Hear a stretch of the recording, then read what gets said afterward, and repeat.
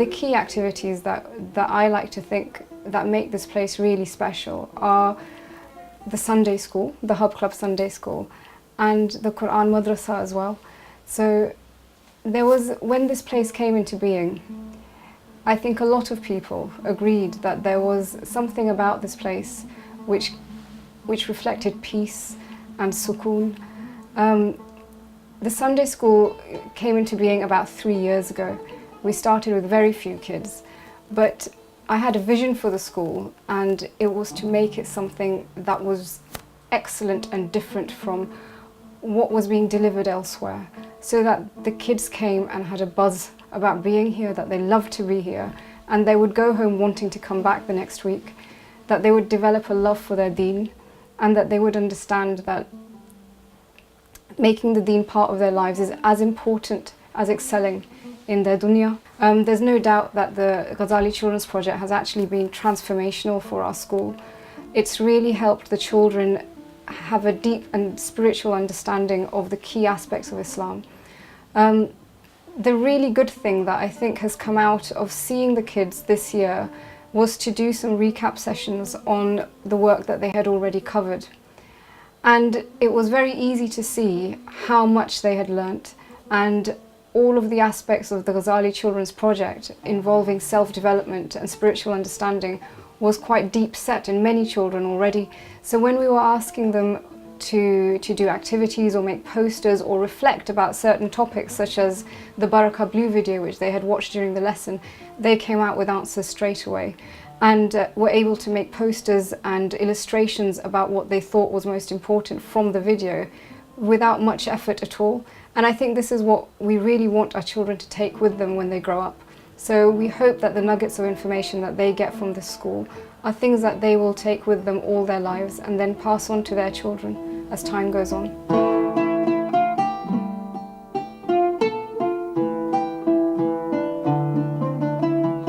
So what happens if I put more water in? It's going to spill out, okay? How do you think that relates to learning? Okay? The likeness of a person who's arrogant and proud of his actions is like somebody who's like a rock, and on top of the rock is just a thin layer of soil or dust even. I'm having a bit of fun. I'm having lots of leisure. I'm playing games. Right, so I've filled my jar up with all those things. Now, but I still need to do the other things that are important in my life. Where's my salah and my hajj and my charity and my kindness and my fasting? Where's it going to fit? Practical, visual. I think the children, we found out last year that the children really love the practical side of it. I think they love the practical activities that we did with them, especially the younger ones, and even the older ones actually. The older ones love it too. They quite like it, don't they? Absolutely love it. We go through the curriculum. We look at the activities, don't we? Because there's some very useful activities in there. Yes, and they always connect back to the Quran, which is useful for us as well, isn't it? We like the practical activities the best. We do like the practical activities, and sometimes if we find that they don't suit our class, then we will modify them. We'll change them, and we'll do little drawings, make little drawings to help each other understand what we're trying to say. And we write it with the view to upgrade it for the older children. Yes. And to bring it lower to the level of the younger children. Yes. And we've tried to have a format, starting with a story, a little bit of an activity, a little bit of the workbook if necessary, even if it's just referring to it for them to look at home, and then maybe ending with some dhikr, which is a really lovely way to just end with a bit more contemplation. We look at the curriculum, and we look at the chapters, and we read through the chapters, see what we think are the key elements. Yes. Look at the curriculum, and then we look at the curriculum. That's a regular slot, isn't it? Yes. We always try start and with the story. If we can't read all of it, we'll pick out the main points, and then we can use this Ghazali book, which is the workbook, and it connects, doesn't it? Also try and bring in as many personal stories as possible as well, yes, don't we? Yes. We try and tell a story about ourselves. Yeah, because then the children think it's not something abstract, it's something that, you know, you faced, I was angry, I did this, or I did this, or I saw this. Yes. Or my children did this. It's nice to make it personal. Yes. But the things that they remember are the things that they've they've drawn or seen. Yeah, I think. yeah, it's through experience. Yeah. When they get actual experience.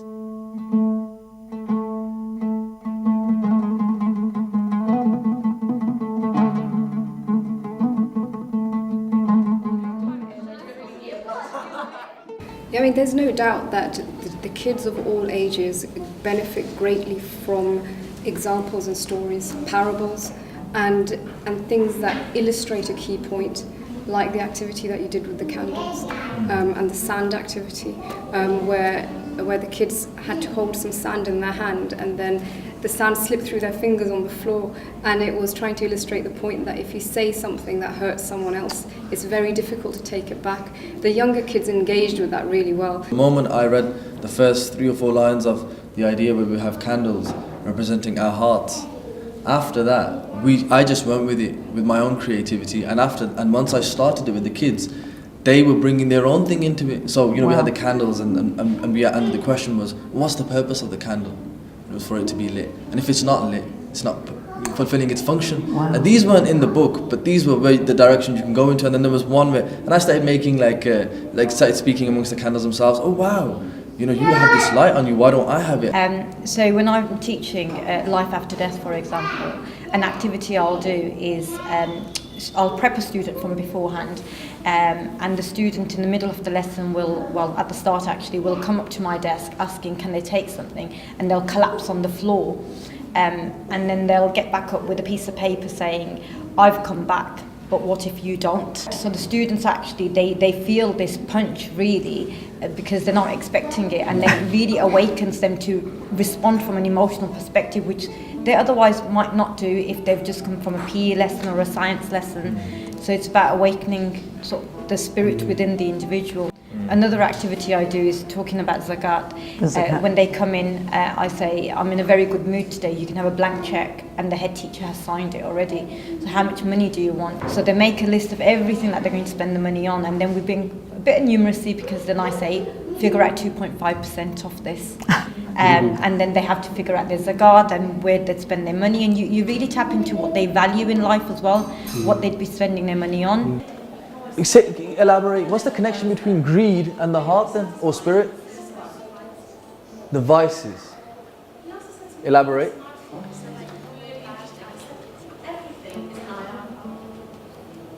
There you go. I mean, the bad character comes from a bad heart and a bad spiritual state. That's why they're connected. That's why what you said is the same as what Ustad said, is that it's spirituality class. Because you almost feel like in this class you're more in touch with your spirit. And you also said your inner self, because you are more your spirit, which is your inner self, aren't you? More than your outward self. And you know how less you know the significance of your outward self? Check this out. Your outward self is so insignificant. It's always changing. Your face changes throughout life. Is your face ever the same? If you looked at yourself in 10 years' time, you'd be like, whoa, that's what I look like. Right? And if you looked at yourself 10 years ago, you'd have said, that's what I look like. But your spirit, that's almost got like a different form. And she said that greed is linked to the heart, and that essentially these classes are about the heart. And that's why and the heart is linked to the spiritual self, and that's why we connect our experience in manners and in good character, how it links to spirituality, and that's why he called it the spirituality class. But it's them. We know that when a person talks about their journey, it's like they're traveling again. I was mentioning a story to my friend yesterday, and he said, it's like as if I'm traveling the story with you. You get a person to recall their story, they get their feels from that story. And that's what we just did with the kids. Tell me your story of the Ghazali class last year, and let them go on and on and on. Let them have that moment, and let them almost dialogue with themselves. As Rumi says, that when we speak, know that you only have an audience of one. And that can either be taken that God is your audience, or you are your own audience.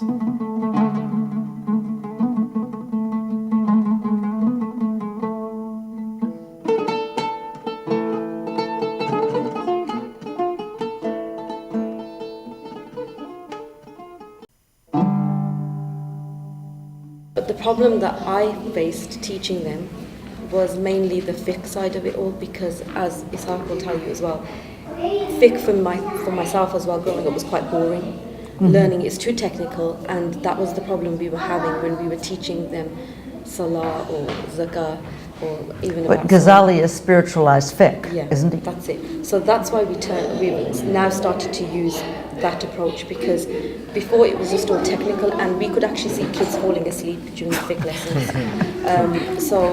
And so many times you would say to me, what is going on? Like, look at the kids, they're falling asleep. They're falling asleep. Yeah, so recently we have started to like reassess the way we're teaching them the fiqh.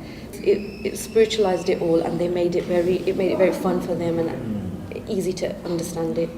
But the other problems that I think that with teaching that age range is that the Ghazali project is wonderful for the younger children, and we have had to adapt it a bit for the older children. The Ghazali project for me has been more of a character development course. When I describe it, it feels like it's a development of character, and it's an opportunity for youngsters to really take some of those key principles of Imam al-Ghazali from his teachings, and for us to translate those essential points that every human being should think about in a way that they can not just understand but also apply at the junior level.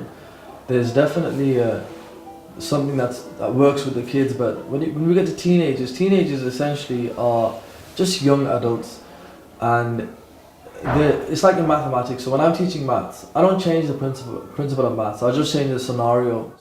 It's just make it relative. And so when we hear in the Ghazali book, I mean the superhero example that I gave was because the kids would relate to that. And that's why the journals are key here, because let it be their own reflection, let it be their own lives. And that's why discussions and debates are cool, because you get to hear more from them. I mean, one of the things I've benefited in this, I think the kids have benefited, and that's one of the way that the 15-year-olds classes went towards, where we just came in and I just asked them, how was your week? Because we'd already established what the class was about. So they almost answered that question from that perspective. And then just let them speak, and then they'll just be like, yeah, it was this, and so and so backbited. And like, if they say it once, that's job done. The rest is just enjoy the class, and this is one of the focuses we've had, is that they enjoy it. And I think for that teenage year, really, it's like from Ali radiallahu anhu's advice, 14 onwards, just accompany them. So how are you going to take that Ghazali learning and do it with kids at that age? It's almost let them come in and let them just go on that journey with you, and you just accompany them on that journey. Once I wasn't getting any sort of reaction from them at all. And I said, you guys are tired of something, like you've been playing too much Fortnite. And they're like, Fortnite, sir, you play Fortnite? Oh. You play Fortnite, sir? I said, no, I don't play it, but I know you guys do, that's why you're all tired. So that prompted them to suddenly just wake up. And they were like different people after that, once you can kind of relate to them at a certain level. So I think it's important as well to know what kind of environment they live in, and then contextualizing your teaching into that environment. Yeah, I think with older children and teenagers, one of the most important things is not just speaking to them as if you are reading from a book, but rather become a personification of the book itself, and creating a human connection. Because as a teacher, it's important that the biggest communication is not your voice, but rather it's your body. And he went on this amazing journey of self-discovery to write these books. And now we're reading his books, and we're going on our own journey of self-discovery. So, what lessons can we learn from Imam al-Ghazali? Number one, don't be proud and boastful. Because what does pride in being boastful do to our shining hearts? Asma? One of the things that the children have really enjoyed has been drawing hearts and making hearts out of card or out of different materials, and remembering the idea of trying to shine our hearts. And they made little dots in the hearts to signify the dust that might be spoiling their shining hearts. We've tried to keep the focus in our Ghazali lessons on practical things as much as possible. So we've loved the stories. We start every lesson with a story and try to finish every lesson with some dhikr. But in between, we try to deliver the message through practical or craft activities. We're also trying to get them to practice their virtues every week. And we started the lesson, for example, by getting the children to introduce each other and saying one good thing about each other. So so that they understood that it's important to praise each other's virtues and be patient with each other's faults. With the idea being that they're all teachers. Each child is a teacher, maybe to their siblings, their brothers and sisters, maybe to the children in their class, and when they do something good, other children learn from them. Because they were distracting me and I couldn't concentrate because they were talking to me. Okay, you find it hard to concentrate? Yeah, excellent. I find it easier for someone to not talk to me because then I get distracted. Excellent, you find it better when someone's not talking to you. What else? I found it difficult because they were chatting to me. In your day-to-day life, what things can distract you from praying on time, things like that? What can stop you? Okay, excellent, playing Fortnite. You know, it's good because you can go home and you can discuss things with your children, and that's the whole point of the lessons as well, is that as parents and children, you're both developing, and when you go home, that knowledge is then reinforced. You have discussions about it and you ask your children about it as well. And it's really useful having the parents' meetings now as well, where we can discuss the books openly as a book club almost, and go through each section, and then all the ladies together, we can sit down, and then we have the brother who's able to instill more information in us and highlight certain topics which we would never have really understood, and it's been very useful. We've been getting the books out at home and sitting down. We have a little section at home which we have all our Islamic books, and we like to just read through together. And my daughter has been reading through a lot more than my son because he's only just started this past week, but she's introduced it to him and his eyes are lighting up and he's really enjoying it. I think the parent class really enhanced the understanding of the book, because it's a lovely book. You can read it. It's in today's 21st century language, which applies to children. But I think that the nice thing about the parenting class is that it focused on each chapter at a time, and each chapter had a particular theme which you could then take away and relate with the chapter in the book, and then do activities with the kids. Especially the interactive, comprehensive book that came with it. It really made a huge difference to my children. And it just so happens my best friend, who's visiting this week, I introduced the book to her yesterday, and she's read the first few chapters, and she loves it. And I loved it. Ideas I got from the activities book were amazing. I was just like, oh, I could do this with my class, I could do this with, like, everyone. It doesn't need to be just for Islam, it can be for everybody. It's such a lovely book. It's got such lovely values. And I feel in this 21st century, a lot of children have lost understanding of those values. And this brings a connection in a, like, almost in a universal way of how to be a good person.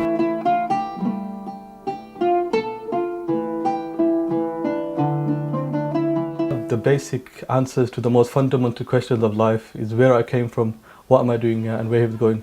And this is what Imam Ghazali came to teach, is that it's not just about your physical dimension, you also have a soul. And that soul also needs nourishment. And the soul is not nourished by food, by water, by physical needs, but the soul is nourished to the remembrance of Allah. And that is what I'm trying to bring the youngsters, because the young children, the elder children, they are like a blank canvas. So you can teach them anything and they will take it like a sponge, like a water takes in the sponge. I have been teaching Islamic studies for lots of years, many years, but this is what connects, like we're talking about, it connects us with Allah subhanahu wa ta'ala. It gives us God consciousness and Ghazali, and we look within. So looking within and you're looking without, and you're connecting those two actions. I liked the most when we were doing about the hearts, and because I could learn more about shining my heart and learn about what I could do and how I could make myself better and help my mum and dad, and I could make more deeds. That's really good. Each jewel is a kind deed that the Prophet ﷺ did. So there's being kind to animals, loving kids, prisoners of war, and the black stone. Gems, like some of our lessons were really amazing, and you realise it's not me or somebody else. There's something else involved. So it's true. In the lunch break, we're all going around looking at what the kids have done and what the teachers have planned, and we're always taking pictures. And there's a real atmosphere of. It's a lively atmosphere and there's a buzz about it, and it's something that's very special, and I think it reflects the barakah that's in this project, because it's the sincerity with which the books are written, 100%. and it's also the sincerity with which the teachers deliver it and the way in which the children receive it. Every aspect of those, there's so much barakah in it that the children just absorb it, and it's like the whole thing is just a beautiful thing. And to see all these kids of different ages take a key message every week from the age of 4 until the age of 16, it's just amazing. My poem is about how Allah blessed me with a beautiful heart, and how He will always protect me from harm's way, and how He will always help to keep my heart shining. We've learned about, we have 3 periods. We have Quran, Imam al-Ghazali, and Islamic studies. Mm-hmm. How is the Ghazali going? Is it all right? Yes, it's quite fun.